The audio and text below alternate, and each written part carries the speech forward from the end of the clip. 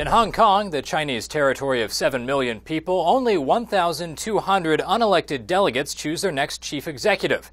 But as Al Jazeera reports, that didn't stop more than 220,000 Hong Kong citizens from casting ballots this weekend in a mock vote. These are the disenfranchised, pretending to vote in a mock election to send the message to their government, it's time for some democracy.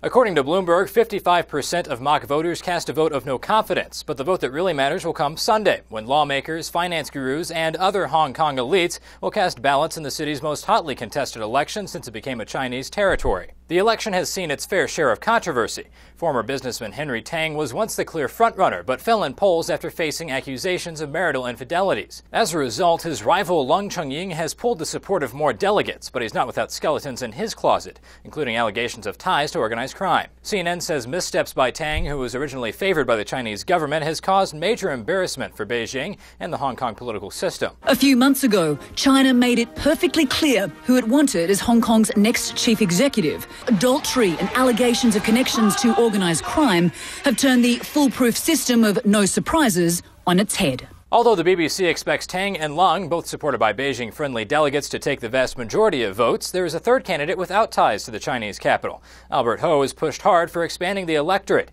a move that China says will soon be a part of Hong Kong elections. According to the Business Standard, the next chief executive will be the last to be chosen by a narrow group in the former British colony, with China having pledged to introduce universal suffrage in 2017.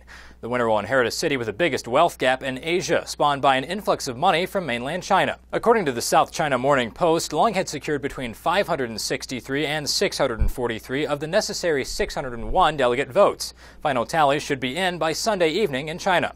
For Newsy, I'm Zach Toombs. Multiple sources, the real story.